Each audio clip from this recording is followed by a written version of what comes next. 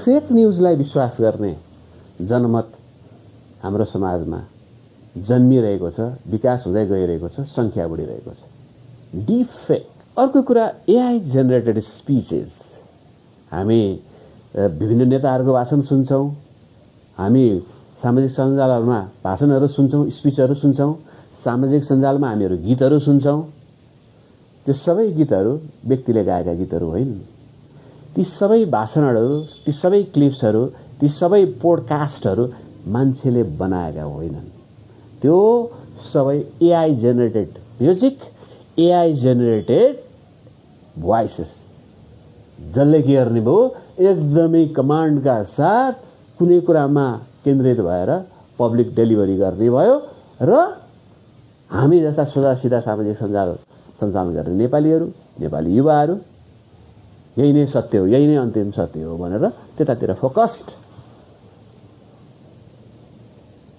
हुँदै गर्दाखेरि अब भोलिको दिनको भविष्य हामीले कसरी हेर्छौँ एकदमै ध्यानपूर्वक मनन गर्नुपर्ने। अब सामाजिक सञ्जाल एउटा कोणबाट हेर्ने हो भने लोकतन्त्रको लागि अत्यन्त आवश्यक छ। लोकतन्त्रलाई सुदृढ गर्न, सुरक्षित गर्न, सुमधुर बनाउन, स्वाभाविक रूपमा यसलाई फस्टाउन, यसलाई मलजल गर्नको निम्ति सामाजिक सञ्जाल चाहिन्छ। तर सामाजिक सञ्जाललाई जबसम्म हामीले क्रिटिकल्ली हेर्दैनौँ, क्रिटिकल्ली एनालाइसिस गर्दैनौँ, सामाजिक सञ्जालका सकारात्मक र नकारात्मक पक्षलाई विश्लेषण गर्न सक्ने जबसम्म हाम्रो मानसिकता बन्दैन, मानसपटलमा त्यो खालको सोच अनुसार चाहिँ हामी सामाजिक सञ्जाललाई स्क्रोल गर्दैनौँ, तबसम्म हाम्रा निर्णयहरूले यो देशलाई गतिशील बनाउने होइन कि यसलाई बर्बादीको दिशातर्फ उन्मुख गराउनेछ। सामाजिक सञ्जालमा हामीले के देख्ने भन्ने कुराको निर्णय हामीले मात्र गर्दैनौँ। सामाजिक सञ्जाल सञ्चालन गर्ने जो सञ्चालकहरू छ, उनीहरूले आफ्नो इच्छा अनुसारको भिडियो क्लिप्सहरू हामीलाई यसरी प्रोभाइड गर्छन्, उपलब्ध गर्छन् कि ती क्लिप्स हेरौँ जस्तो बनाइदिन्छन् र एल्गोरिदम यसरी सेट हुन्छ कि तपाईँ जुन भिडियो तपाईँले हेर्नुहुन्छ, अलिकति ध्यान दिनुहुन्छ, तपाईँ जुन भिडियोमा कमेन्ट गर्नुहुन्छ, लाइक गर्नुहुन्छ, अथवा आफै निर्माण गर्नुहुन्छ, अथवा सेयर गर्नुहुन्छ, त्यही बाटोतिरको एल्गोरिदम निर्माण हुन्छ। त्यो एल्गोरिदम तपाईँ विशेष निर्माण भएको एल्गोरिदमले तपाईँलाई एडिक्ट बनाउँछ, हामी सबैलाई एडिक्ट बनाइरहेको छ। र हामी वास्तविकतामा, यथार्थतामा, जीवन्त कुराहरूमा जगजाहेर जे हो त्यो भन्दा विचलित भएर एउटा भ्रममा, एउटा कल्पनामा हामी रमाउँछौँ र हामीले सत्यबाट हामी बिस्तारै टाढा हुँदै भाग्दै गइरहेको अवस्था छ। सबैको विचारलाई एउटै बनाउने, सबैको मुद्दालाई एउटै मुद्दा बनाउने, सबै मान्छेलाई, अधिकांश मान्छेलाई एउटै नेता देखाइदिने, अधिकांश मान्छेलाई एउटै पार्टी देखाइदिने, अधिकांश मान्छेलाई एउटै विचार देखाइदिने, चाहे त्यो पार्टी ठिक होस् नठिक होस्, चाहे त्यो विचार ठिक होस् नठिक होस्, चाहे त्यो व्यक्ति ठिक होस् नठिक होस्, केही मतलब छैन।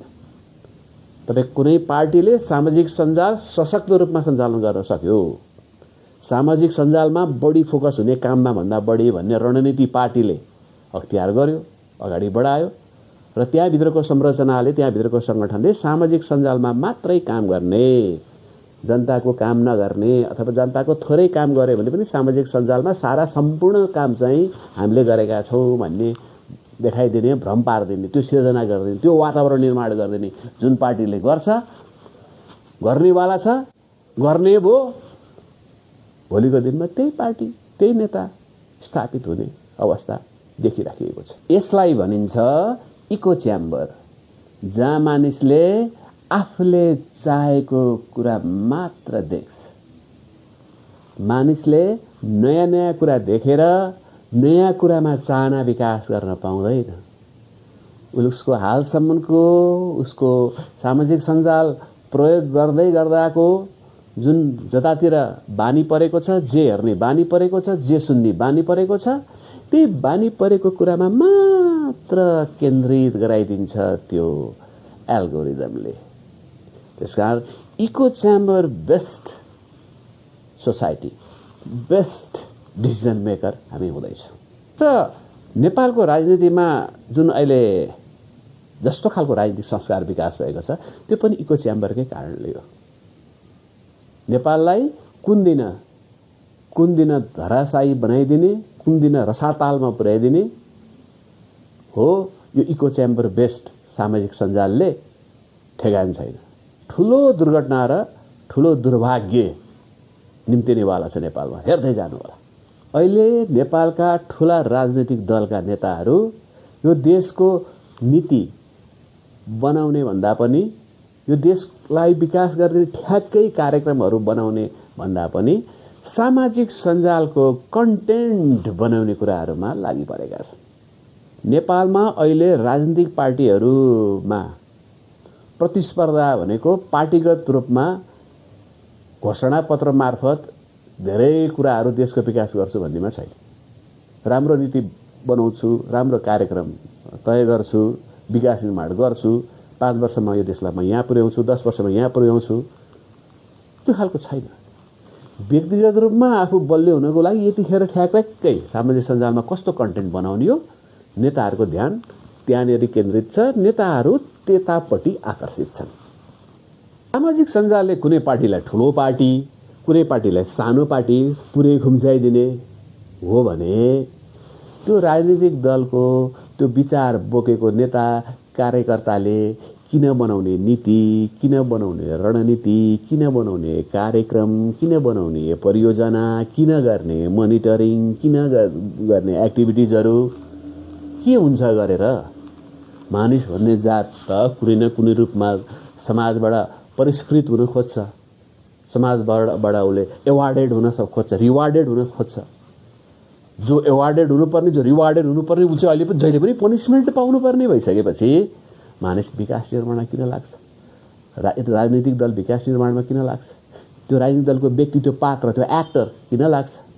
त्यस्ता खालका फ्याक्टर्सहरू किन लाग्छन् राजनीतिक दलमा? अत्यन्त ठुलो दुर्भाग्यपूर्ण कुरा छ यो। चिन्ता चासो नै भाइरल भिडियो बनाउने भयो नेपालमा राजनीतिक दलका नेताहरूको। यो देशको अर्थतन्त्र कसरी सुधार गर्ने, सामाजिक, आर्थिक, सांस्कृतिक, राजनैतिकलाई कसरी सुधार गर्ने, कसरी सक्षम बनाउँदै जाने नेपाली नागरिकलाई, नेपालीहरूलाई विश्व सामु कसरी चिनाउने, नेपालको जीडीपी ग्रोथ कसरी गर्ने, नेपाललाई समावेशी कसरी बनाउने, नेपालीहरूको सशक्तिकरण कसरी गर्ने, नेपालमा बढीभन्दा बढी फरेन डाइरेक्ट इन्भेस्टमेन्ट लिएर आएर देशको विकास गरेर त्यो देशलाई कायापलट कसरी गर्ने, नेपालमा उपयुक्त किसिमले ट्याक्स कलेक्सनको चाहिँ कानुन निर्माण गरेर बढीभन्दा बढी रेभिन्यू कलेक्सन गर्ने बाटोमा किन सोच्ने, नेपालको जुन जल जमिन र जङ्गल छ त्यसलाई चाहिँ सुदृढ गरेर नेपालको उत्पादनले नेपालभित्रै पुग्ने काममा किन लाग्ने, यस्ता खालका विकास निर्माणका, सशक्तिकरणका, समावेशिताका, डाउन टोडन कम्युनिटीका त्यो सबाल्टन्सहरूको समस्या समाधान गर्नको लागि जोडतोडका साथ अघि लागि परेका नेताहरूले